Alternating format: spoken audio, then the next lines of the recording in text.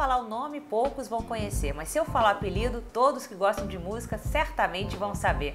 A nossa entrevista de hoje é com o músico, compositor e produtor musical Arnolfo Lima Filho, o Liminha. E aí, Liminha, como é que começou o seu envolvimento com a música?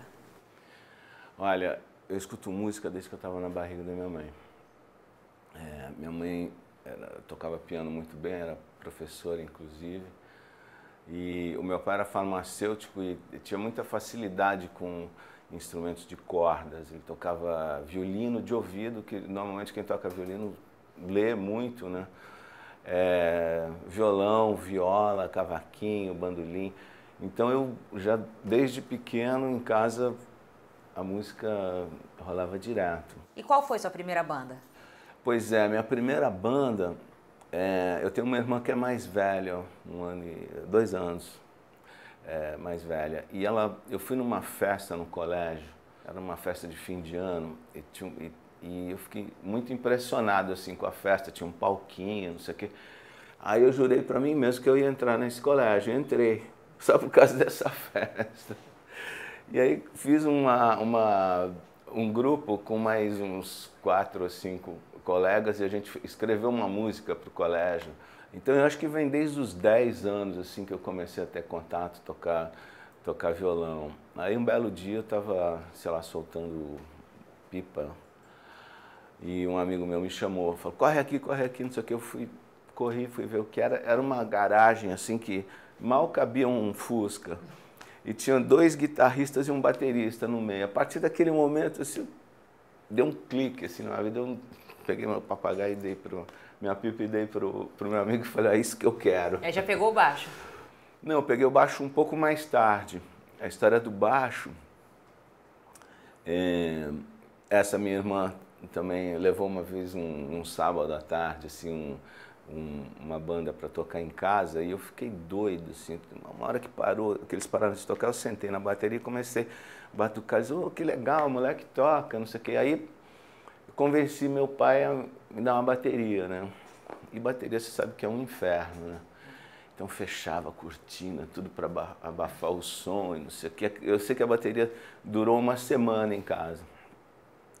Aí meu pai falava assim, pô, meu filho, bateria é instrumento de índio.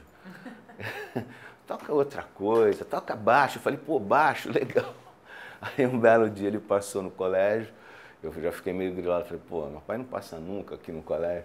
Acabou a aula, a gente foi para a cidade, chegou lá, ele já tinha telefonado para uma loja e combinado com um vendedor, tudo aí, chegou no balcão, ele falou, o negócio está lá embaixo. Aí descemos, o vendedor puxou uma caixa assim, cinza. Nessa época todos os instrumentos tinham o perfil do instrumento. Essa era uma caixa cinza, assim, abriu, pá, um negócio de pelúcia vermelho, assim, aquele baixo vermelho, eu quase morri. Comecei a tocar, eu carregava aquele negócio, levava para o colégio, era uma loucura. E como surgiu os Mutantes na sua vida? Pois é, os Mutantes, eu conheci o Sérgio Dias antes, né, de entrar nos Mutantes, eu devia ter uns 16 anos, mais ou menos.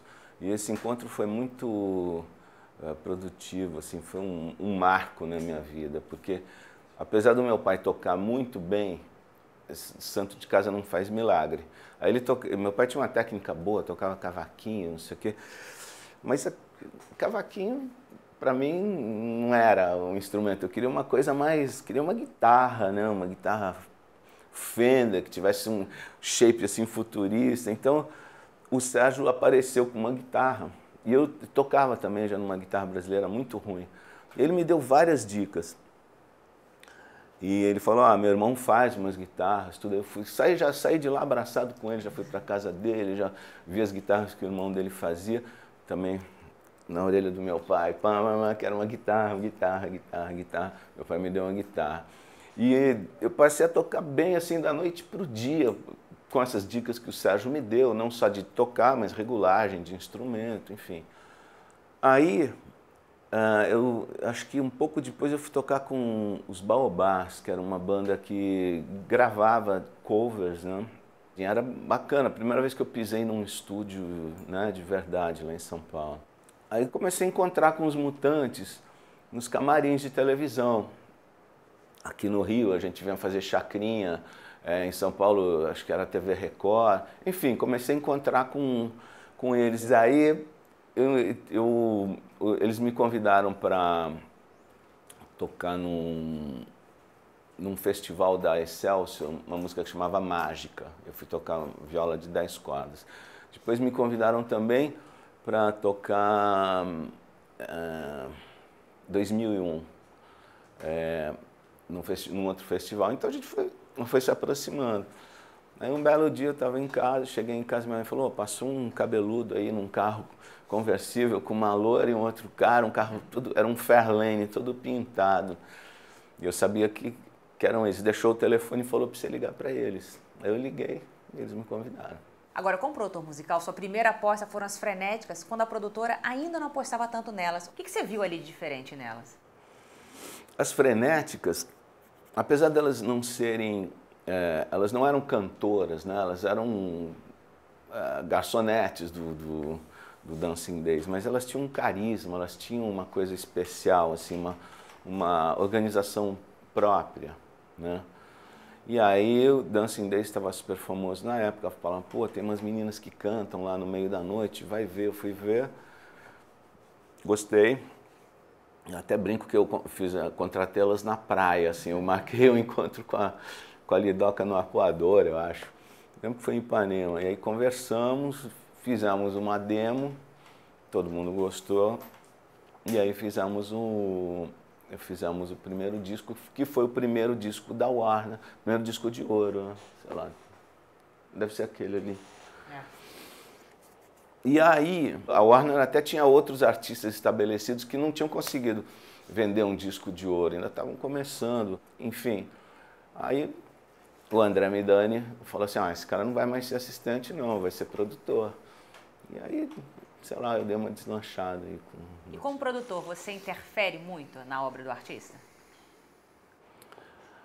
Não, eu acho que produção é uma negociação, entendeu? Uma troca de ideias, né? É uma eterna negociação, não tem, pô, Gil, né? Eu vou chegar pro Gil, ô Gil, muda essa letra aqui ou faz isso aqui. Não, né?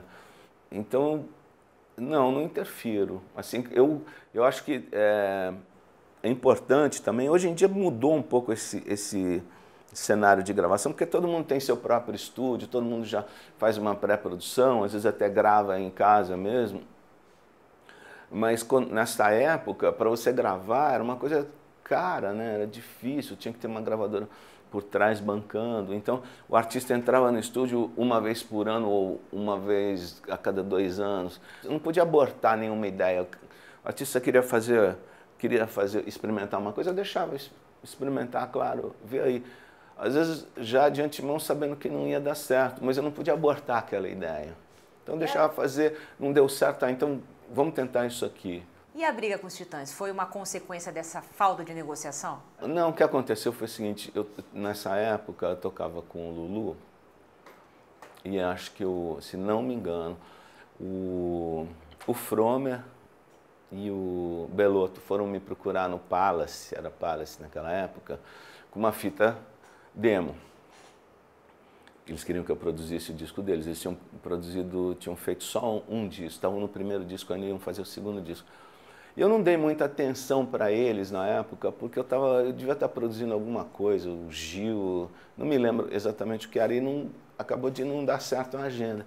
Eles saíram no jornal, né, metendo pau. Mas, tudo bem, aí gravaram um segundo disco de televisão e aí eles vieram me procurar de novo. E aí deu certo, né? Eu me lembro que eu estava com a minha filha do meio, no escritório lá na Warner, em São Paulo, ela era pequenininha. E aí entraram aqueles 8 titãs, sabe, todos de preto e não sei o quê, pá. E aí, vamos trabalhar, vamos não sei o quê, blá. E aí deu super certo, né? Foi um disco que aconteceu logo em seguida ao Selvagem dos Paralamas. Sei lá, os Paralamas saíram do estúdio e entraram os Titãs. E com os Paralamas eu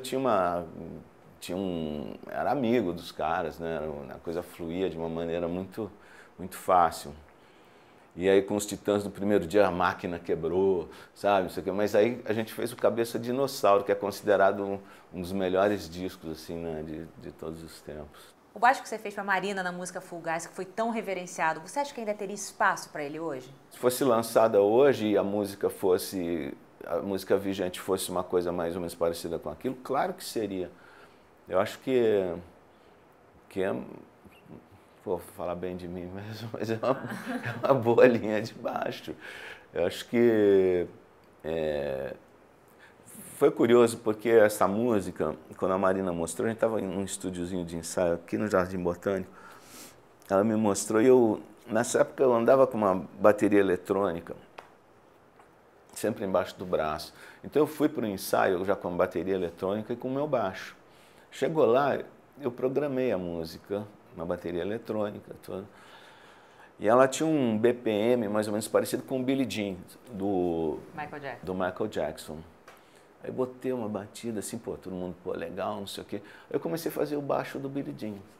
Tum, tum, tum, tum, tum, tum, tum, tum, tum. Aí o João Augusto, que era o produtor, eu estava só tocando, ele era o produtor. Ele falou assim, porra, Lima, faz alguma coisa mais criativa. Eu falei, tá bom. Aí eu pensei um pouco, não sei o que, fiz aquele passeio no baixo, que a linha de baixo do Fugaz é uma coisa que vem daqui de cima até lá embaixo, né? É uma linha melódica que, segundo a Marina, no acústico dela, ela fala assim que eu ajudei a eternizar a música. É difícil você tocar o Fugaz com outra pegada, né? Com outra pegada. Você me abre seus braços e a gente faz um país. Assim como acho que o Bob Marley tem várias músicas que o baixo tá ali, é uma coisa, é um contracanto, né, com a melodia. Quase uma criação coletiva, né? Das suas composições, qual que você assim, mais se orgulha de ter feito? Acho que Vamos Fugir. Por toda a circunstância, assim, o que aconteceu nessa época. Eu estava mixando o disco do Lulu no Electric Lady em Nova York.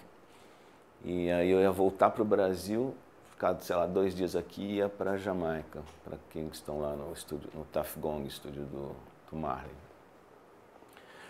E aí eu tive uma pedra nos rins e eu tive que ficar internado 1 semana lá. Então isso mudou toda a agenda, né? Mas o Gil acabou indo antes.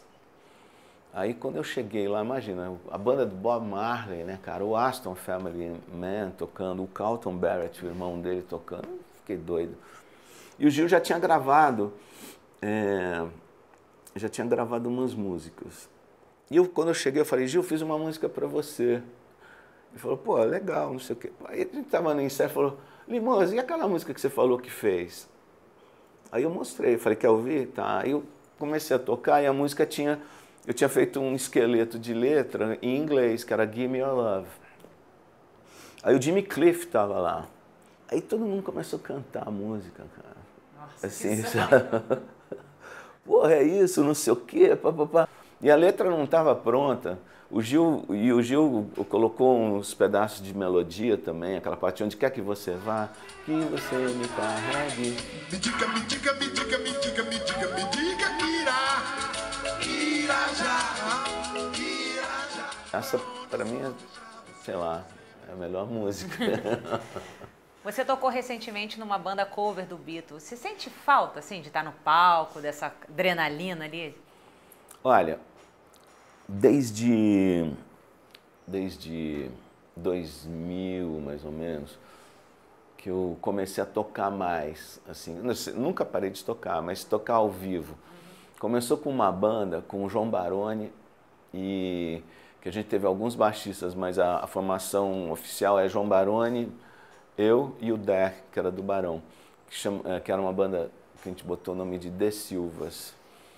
O João que roubou ele, eu falei assim, eu achei que era The Silvers quando ele surgiu. Ele falou, The Silvers, legal, né? Os prateados. Aí, não é Silva porque ele tem Silva no sobrenome. E aí, desde então, eu venho tocando, assim, com essa banda a gente tocou no Rock in Rio, na Tenda Brasil, tocamos no antigo Metropolitan, tocamos no Credit Car Hall em São Paulo. Eu sei que a gente tocou em vários eventos grandes sem ter nem disco gravado. E aí eu comecei a tocar de novo com Silvas e não sei o quê, bababá. Agora, conclusão, eu tenho essa banda, tem uma banda que chama Todos Envolvidos, que é com o Dado Villa-Lobos, Barone, Cassim, Tony Platão. A gente fez uma outra banda agora pro Rock in Rio Songbook, que são 15 artistas. E aqueles artistas que não são banda, né? Tem Skank, J é banda, mas os artistas que não tinham banda, a gente montou uma banda. Eu montei uma banda com 2 guitarristas fantásticos, que um é o Thiago do Charlie Brown Jr. e o outro é o Rodrigo Suricato, dessa banda que participou do Superstar, que esse cara é fantástico também. Tem um baterista, o Adal, que era do Engenheiros do Havaí, e um tecladista que é o Rodrigo Tavares, que toca com o Seu Jorge. Essa banda e eu de baixo. Porque às vezes eu toco baixo, nessa banda eu toco baixo, no Todos Envolvidos eu toco guitarra. E tem uma outra banda também com o mestre Emanuel, que é lá de Belém, que é pai do Felipe Cordeiro, o Manuel Cordeiro, Felipe Cordeiro, Cassim, eu e o Stefan, que a gente toca só música instrumental, aquelas guitarradas, que também é uma delícia.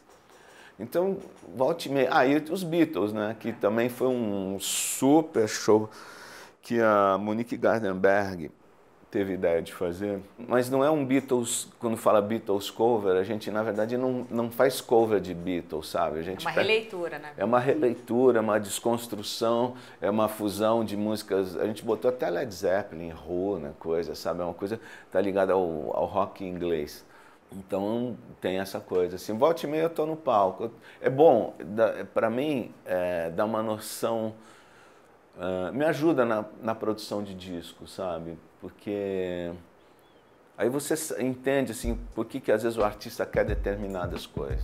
Liminha, muito obrigada pela sua entrevista, foi um prazer estar aqui com você. Obrigado, o prazer foi todo meu.